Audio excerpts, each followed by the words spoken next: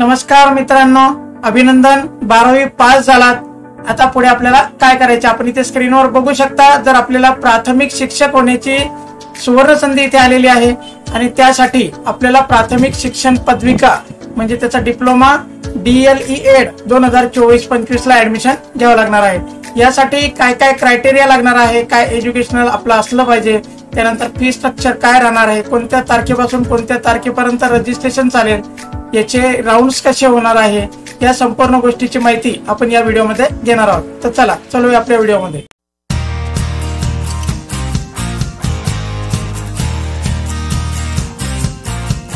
तर मित्रांनो, आपण state council of education research and training Maharashtra यांच्या साइटवर आलेलो आहोत। आपण इथे बघू शकता DLED ऍडमिशन 2024-25 इथे लवकरच स्टार्ट होत आहे। ठीक आहे, त्याच्या इम्पॉर्टंट डेट्स कशा राहणार आहे, त्याची फी स्ट्रक्चर काय राहणार आहे, या संपूर्ण गोष्टी आपण इथे जाणून घेऊया। सर्वप्रथम आपण त्याच्या डेट्स बघूया।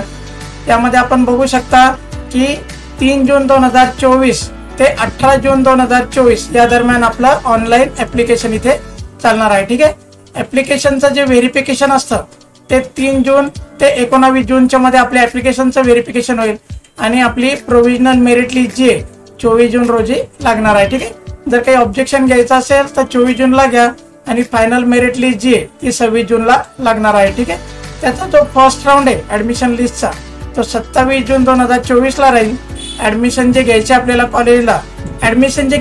कॉलेजला ते 27 जून ते 1 जुलैच्या मध्ये आपण ऍडमिशन घेऊ शकता आणि college preferences for the second round साठी पुन्हा आपण 2 जुलैला अप्लाय करू शकता। ठीक आहे, त्यानंतर पुन्हा ऍडमिशन लिस्ट लागेल सेकंड राऊंडची, ती 4 जुलैला लागेल आणि 4 जुलैला सेकंड राऊंडची जी लिस्ट लागेल त्यामध्ये 4 जुलै ते 8 जुलै या दरम्यान आपल्याला ऍडमिशन प्रोसेस कंप्लीट करायची आहे। ठीक आहे, त्यानंतर आपला थर्ड राऊंड चालेल इथे, तो 9 जुलैला 2024 ला चालेल आणि त्यामध्ये थर्ड राऊंड मध्ये 11 जुलैला आपल्याला ऍडमिशन लिस्ट दिसणार आहे आणि त्यानंतर 11 जुलै ते 15 जुलै या दरम्यान आपला थर्ड राऊंडला ऍडमिशन घ्यायचं आहे। तर याप्रमाणे संपूर्ण हे शेड्यूल आहे। याची जी फी स्ट्रक्चर आहे आपण इथे बघू शकता की ओपन कॅटेगरीसाठी 200 रुपये इथे फीस ठेवण्यात आलेली आहे आणि रिझर्व्ह कॅटेगरी मधून असाल तर 100 रुपये फीस ठेवण्यात आलेली आहे। आपलं 12वी पास असलं पाहिजे, यासाठी आपल्याला काही कागदपत्र लागतील।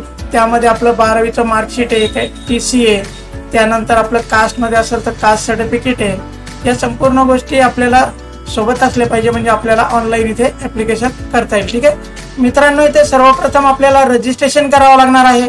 या रजिस्ट्रेशन मध्ये सर्वप्रथम आपल्याला आपला युजर नेम आणि आपला पासवर्ड जनरेट करावा लागणार आहे आणि तो जनरेट झाल्यानंतर आपण इथे लॉग इन करून संपूर्ण आपली पर्सनल माहिती, आपली एज्युकेशनल माहिती, या संपूर्ण गोष्टी करून आपले डॉक्युमेंट्स अपलोड करून आपल्याला जी सांगितलेली फीस आहे ती फीस भरून आपलं ऍप्लिकेशन पूर्ण करू शकता। त्यानंतर आपले राऊंड्स चालतील।